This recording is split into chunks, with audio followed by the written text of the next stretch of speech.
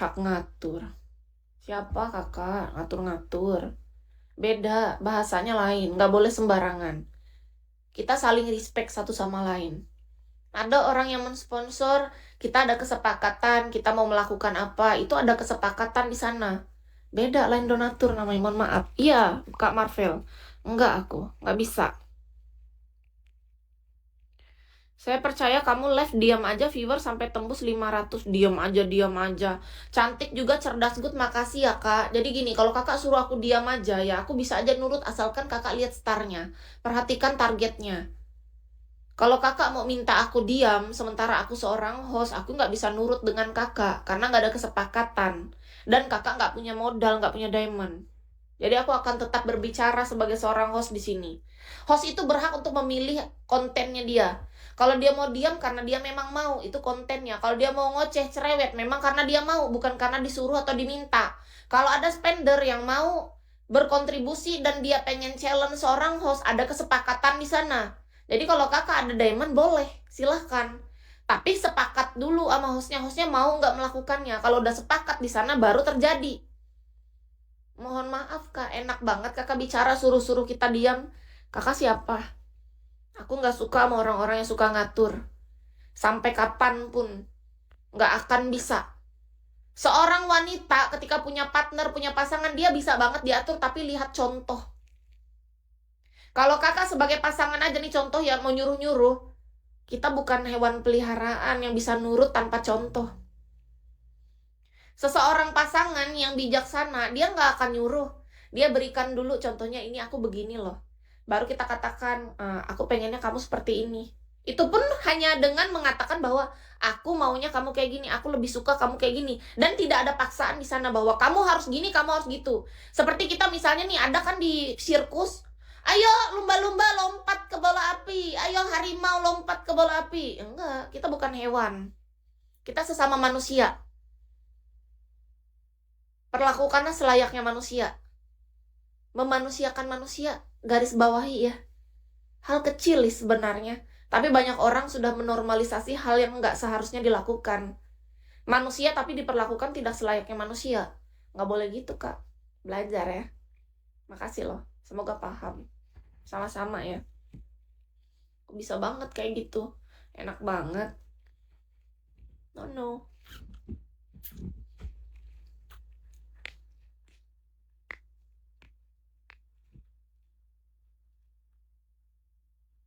Blok aja. Kalau cuman main-main asal langsung blok sih Kis enggak. Kis tipe orang yang belajar untuk bisa nerima dulu, kita coba luruskan dulu. Kalau orangnya tetap ngotot, tetap bersiteguh dengan ininya, bukannya mau kita sama-sama belajar dan introspeksi diri, baru Kis blokir. Semua orang tuh kalau sampai Kis ngeblokir dia, berarti dia udah keterlaluan. Pelanggaran dia tuh udah fatal banget berarti. Kalau dari awal dia datang langsung kena blokir dari typingan dia, berarti itu sudah nggak bisa diluruskan. Kalau masih Kis belajar untuk mau kita sama-sama meluruskan, artinya masih bisa diperbaiki. Semoga ada perubahan ke depan, maksudnya perubahan dari sikap, dari tutur kata kita. Gitu loh. Maksud Kis, jangan sampai kita di live di Bigo Kis ini kan kurang lebih udah 10 tahun kan jadi seorang official host. Jangan sampai sia-sia aja, itu aja sebenarnya dalam otak Kis. Aku nggak mau menjadi seorang official host yang sia-sia karena aku diberikan kesempatan dan tempat yang menurut Kis ini kan bagus ya aplikasi ini. Jadi kita gunakan semaksimal mungkin. Menurut Kis dimanapun kita berada, dimanapun kita ditempatkan, kita bekerja dimanapun, semua itu kan bukan cuma tujuannya untuk sesama manusia. Tapi bagaimana yang Maha Kuasa bisa senang dengan apa yang kita lakukan. Tidak perlu juga terlalu dilihat harus baik, harus ini. Tapi kita selalu harus belajar jadi orang yang lebih baik dan pengen jadi benar. Jadi beda konteks kan, nggak perlu aku terlihat baik, tapi dia tetap melakukan hal yang nggak benar, ya sama aja. Nggak kayak gitu, maksudnya kita nggak perlu dilihat sesama manusia harus disukain semua orang, enggak, tapi tetap kita lakukan sesuai apa yang kita ucapkan, apa yang kita rasakan, dan kita lakukan itu sejalan. Apa yang ada dalam otak kita, apa yang kita ucapkan, apa yang kita rasakan, dan kita lakukan itu sejalan. Cukup sampai di sana menurut Kis itu sudah Tuhan suka. Menurut Kis. Karena yang Maha Kuasa itu memang suka banget sama seseorang yang bisa dipercaya. Yang dia tuh nggak munafik gitu. Yang Maha Kuasa suka. Karena banyak manusia udah terlalu menormalisasi yang munafik. Misalnya di sininya dia sukanya apa, di sini dia pengennya apa, tapi yang keluar dari mulutnya lain. Yang dilakuin lain lagi.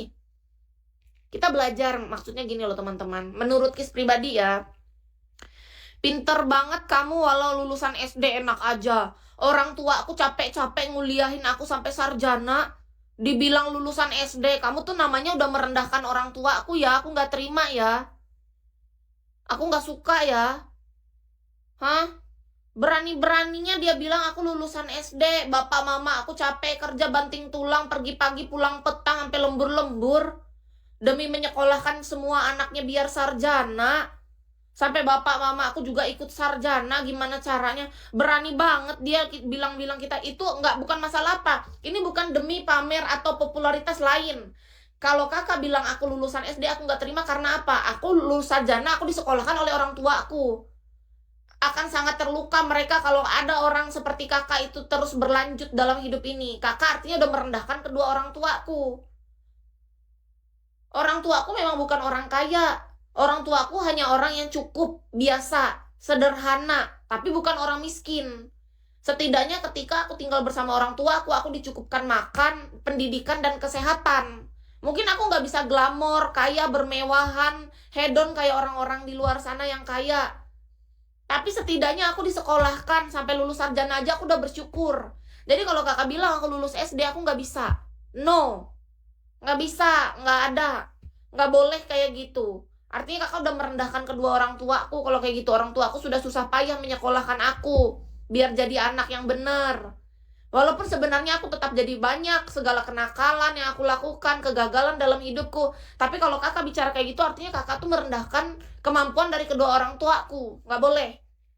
Enak aja, tapi bukan berarti aku merendahkan orang yang lulusan SD ya, mohon maaf nih.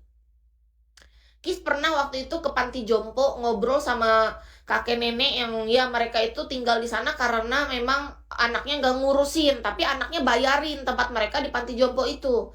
Lalu mereka cerita bahwa yang satu lulusan SD, yang satu lulusan SMP.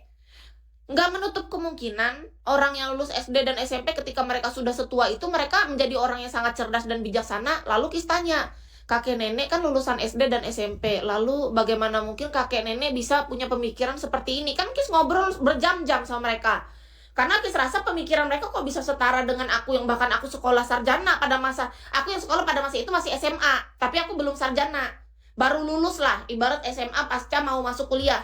Lalu Kis bilang, kok bisa setara gitu dengan orang-orang yang lain kan teman kita sarjana, ada yang kuliah, jadi kita gabung, datanglah ke sana. Orang-orang mengakui bahwa kakek nenek yang lulusan SD SMP ini bisa setara. Terus kakek nenek bilang, katanya gini, seseorang itu bisa menjadi sangat cerdas dan bijaksana, bukan hanya karena satu hal, banyak hal. Ada yang mungkin melalui sekolah, ada juga yang melalui pengalaman hidup. Asalkan kuncinya satu, nak, kata mereka. Jadi dia panggil kita semua yang datang tuh nak. Asalkan satu, nak, kita mau belajar. Percuma ada orang mau lulusan S1, S2, S3, S-teler itu nggak ada gunanya kalau dia cuma mencari gelar. Tapi dia bukan niat belajar. Tuh, kata kakek nenek yang lulusan SD SMP. Lalu, kakek nenek ini yang lulusan nih, nenek lulusan SD, kakek lulusan SMP. Kenapa kita bisa sampai punya pemikiran kayak sekarang? Meskipun kita tinggal di panti jompo ini, tapi kita tahu cara beretika katanya. Nggak sembarangan mereka duduk sopan di kasurnya, kita duduk di kursi disediain sama mereka di panti jompo itu, kita ngobrol, ngumpul. Terus si kakek nenek bilang, kakek nenek belajar mungkin bukan dari sekolah. Kakek nenek belajar di bangku sekolah, nenek sampai SD dan kakek sampai SMP. Tapi kakek nenek belajar dari pengalaman kehidupan. Jadi jangan pernah kita membatasi hidup dan diri kita. Mungkin kita terbatas nih dalam keluarga yang kekurang mampu, nggak bisa sampai sarjana. Tapi masih ada jalan lain. Kita bisa menjalani pengalaman-pengalaman hidup masing-masing kita yang sangat unik. Dan kakek nenek itu terbukti bisa mereka mengembangkan otaknya, mereka tetap belajar mengasah skillnya. Banyak pengalaman nenek bahkan cerita berbagai pengalaman yang sudah dia jalani. Sebelum dia masuk ke panti jompo itu dulu dia bekerja di mana, si kakek bekerja di mana, berbagai macam kenal banyak orang juga sebelum mereka sampai ke sana. Nah jadi kita nggak boleh membatasi seseorang. Dan kakak juga nggak boleh merendahkan seperti tadi, aku nggak terima. Bukan untuk aku kehebatan karena aku punya gelar, no. Tapi aku sangat menghargai dan punya rasa hormat dan rasa terima kasih kepada kedua orang tua aku yang sudah berusaha menyekolahkan dan mengkuliahkan aku. Tapi bukan berarti kita merendahkan orang lain yang lulusan SD SMP ini tadi. Karena terbukti faktanya bahwa nenek dan kakek yang mau belajar bahkan dari pengalaman hidupnya, bukan dari bangku sekolah, mereka bisa. Tidak sedikit banyak orang yang lulusan sarjana S1, S2, S3 tapi hanya mengejar gelar. Mereka tidak mau belajar. Di sininya kan tidak terisi. Yang penting kita kan mau ngisi dan mau belajar, mau mengubah mindset kita secara perlahan. Kalau memang ada informasi, hal baru, data baru yang bisa kita terima, oke, kita olah data di dalam diri kita. Kita lebih kritis, kita saring mana yang bagus, yang enggak, kan kita olah. Kayak sampah aja, mohon maaf nih, sampah contoh ya. Sampah yang kita buang, diambil sama tukang sampah. Itu bisa sangat berguna loh. Tapi mereka pun milih kan. Kan ada rumah orang tukang sampah nih. Sampah TPA, tempat pembuangan akhir. Orang di sana menunggu sampah. Sampah yang menurut kita tidak berguna.